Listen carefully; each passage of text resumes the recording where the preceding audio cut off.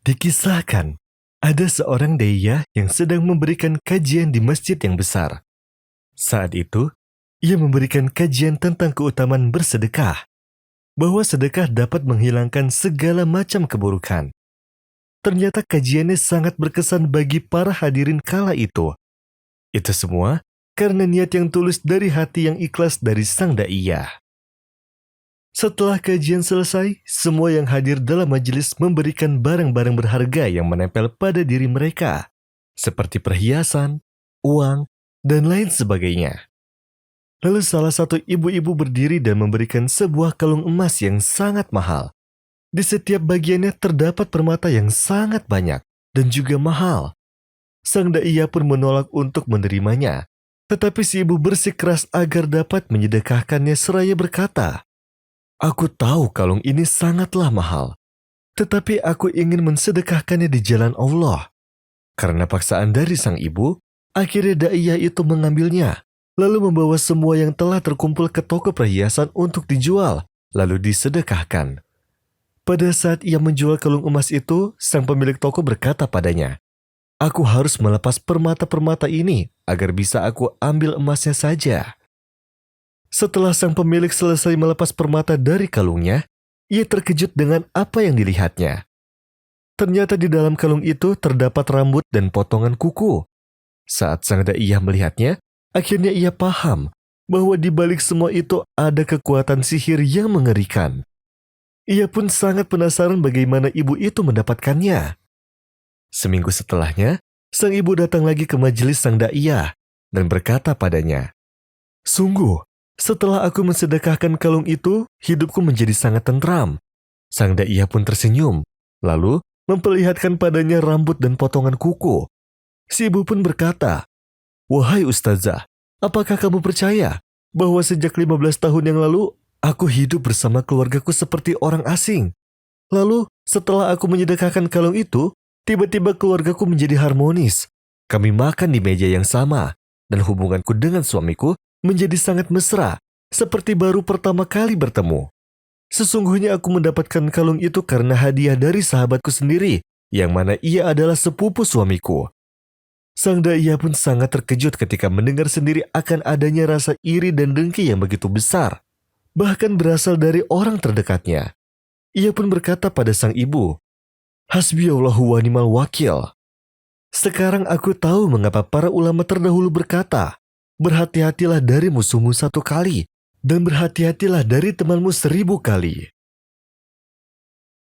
إن الذين يؤذون الله ورسوله لعنهم الله في الدنيا والآخرة وأعد لهم عذابا مهينا والذين يؤذون المؤمنين والمؤمنات بغير ما اكتسبوا فقد احتملوا بهتانا وإثما مبينا. Dikisahkan dalam sebuah desa, ada seorang petani miskin yang hidup di rumah yang tidak layak untuk dihuni. Ia bekerja setiap hari. Jika dalam sehari ia tidak bekerja karena sakit, maka tak sebutir nasi pun masuk ke dalam perutnya.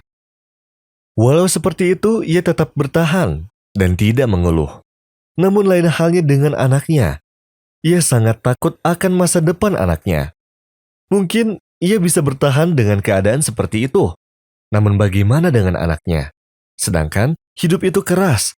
Bagaimana anaknya bisa hidup di zaman serba uang? Pada suatu hari, si petani berkeliling seperti biasa di sawahnya. Tiba-tiba, ia mendengar suara anjing yang terus menggonggong. Ia pun menghampirinya. Ternyata ada seorang anak kecil yang tenggelam di tanah hisap, lalu berteriak hingga suaranya tidak terdengar lagi. Tanpa berpikir panjang, si petani pun langsung melompat untuk menolongnya. Dan anak kecil itu akhirnya terselamatkan.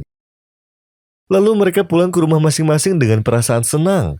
Keesokan harinya, seseorang pun turun dari mobil mewah, lalu mendatangi rumahnya. Tanda-tanda kekayaan tampak terlihat darinya.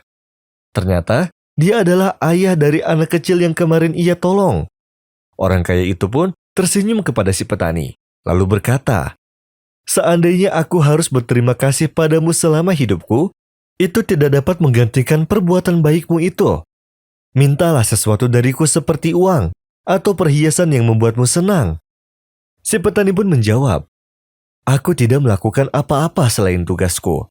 Seandainya ada petani yang lewat di sana, pasti ia akan menolongnya juga.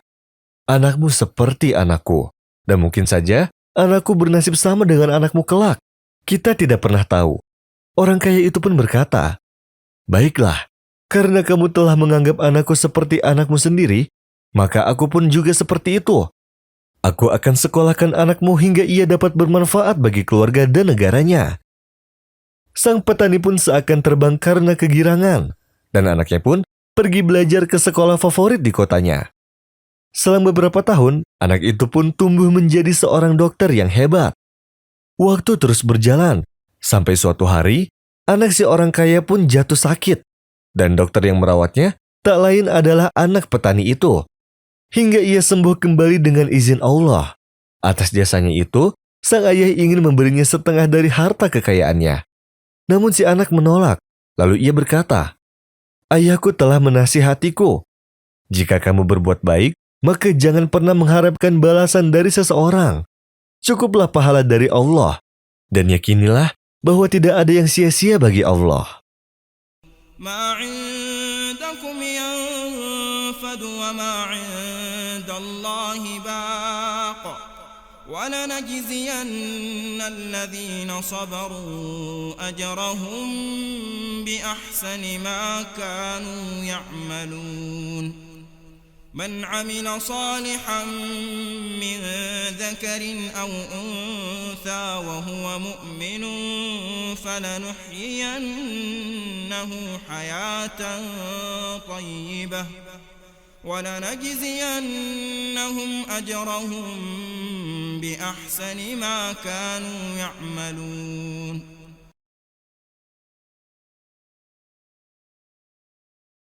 Seorang gadis dengan akhlak yang baik serta kecantikan yang luar biasa, pada tahun terakhirnya di universitas dia bertemu dengan seorang pelajar, yang mana pelajar tersebut merupakan pemuda yang kaya dan merupakan anak satu-satunya dari orang tuanya. Mereka saling tertarik satu sama lainnya dan setuju untuk menikah di akhir tahun ajaran. Setelah hasil kelulusan diumumkan dan gadis itu pun dinyatakan lulus, dengan segera pemuda itu menikahi gadis tersebut dan mereka pun hidup bersama dengan bahagia dalam kurun waktu 1 tahun. Setelah setahun pernikahan tersebut, pasangan suami istri ini pun pergi ke dokter dan melakukan pemeriksaan untuk mengetahui alasan kenapa istrinya belum juga hamil. Dan setelah setahun penuh, dokter pun memberitahu bahwa istrinya sulit untuk hamil. Akan tetapi, sang istri pun tidak pernah berputus asa, serta menghadap kepada Allah dengan cara berdoa dan ridho atas ketentuannya. Pada suatu hari, suaminya pulang dan memberitahunya bahwa ia ingin mengecat apartemennya. Dia harus memindahkan isinya dan memberitahu istrinya bahwa dia menyewa sebuah apartemen untuknya di sebelah keluarganya agar istrinya bisa tinggal di sana sampai akhir renovasi di apartemen yang ia miliki. Sang istri pun menentang ide untuk memperbaharui apartemen tersebut karena masih bagus. Namun, dengan desakan suami, sang istri pun setuju untuk pindah ke apartemen baru. Dan setelah berhari-hari, istrinya mengetahui bahwa suaminya menikah di apartemen yang dia tinggali. Ia pun sangat bersedih dan hampir pingsan karena syok berat. Ketika dia bertemu suaminya, ia pun menyalahkannya karena tidak mengatakan niatnya untuk menikah lagi. Kemudian, ia pun memberitahunya bahwa ia takut dengan perasaannya dan bahwa dia ingin memiliki anak, terutama karena dia anak tunggal dari orang tuanya, dan dia meyakinkannya bahwa dia akan tetap terjaga.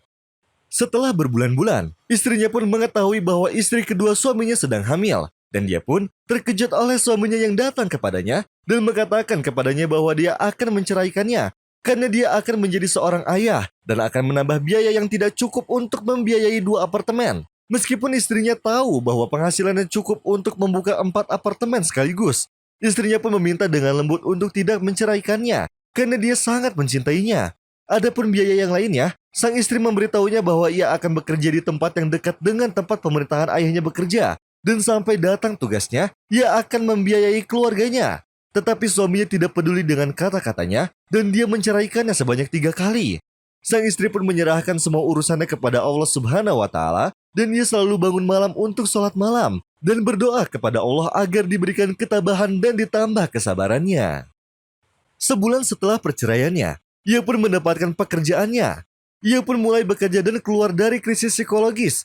Ketika bekerja, ia pun bertemu dengan temannya yang belum menikah dan ia merasa tenang bersamanya karena adabnya, komitmennya, dan kemuliaan agamanya. Dan ketika temannya itu meminta untuk menikahinya, ia pun memberitahunya bahwa dia seorang janda dan tidak bisa mempunyai keturunan. Kemudian temannya itu pun tersenyum dan menenangkan hatinya bahwa dia menginginkannya apa adanya dan meyakinkannya bahwa ia pun pernah bermimpi untuk hidup bersamanya karena sifatnya yang baik dan akhlaknya yang mulia.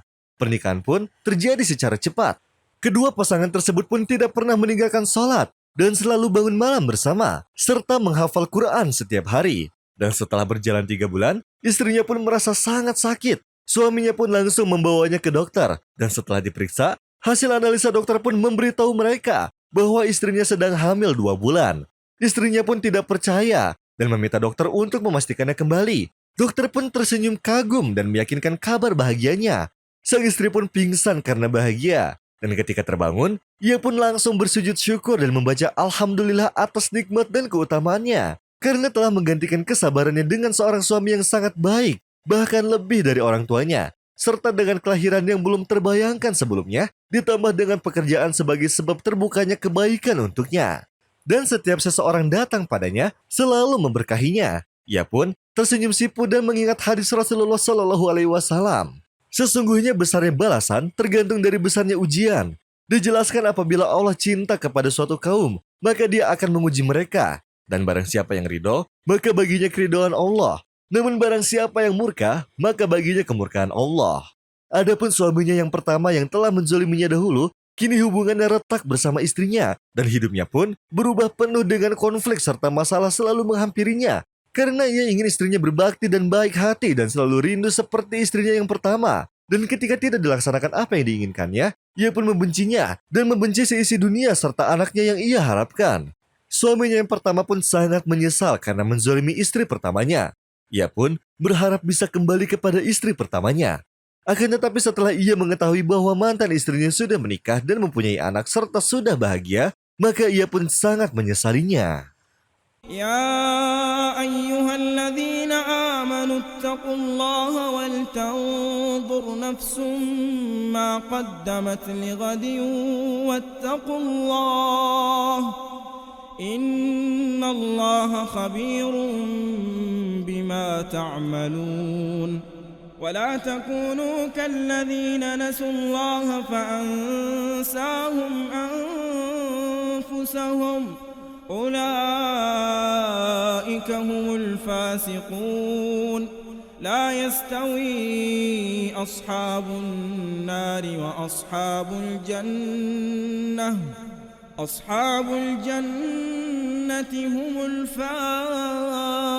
الفائزون لو أنزلنا هذا القرآن على جبل لرأيته خاشعا متصدعا من خشية الله وتلك الأمثال نضربها للناس لعلهم يتفكرون هو الله الذي لا إله إلا هو عالم الغيب والشهادة هو الرحمن الرحيم هو الله الذي لا إله إلا هو الملك القدوس السلام المؤمن المهيمن العزيز الجبار المتكبر سبحان الله عما يشركون هو الله الخالق البارئ المصور له الأسماء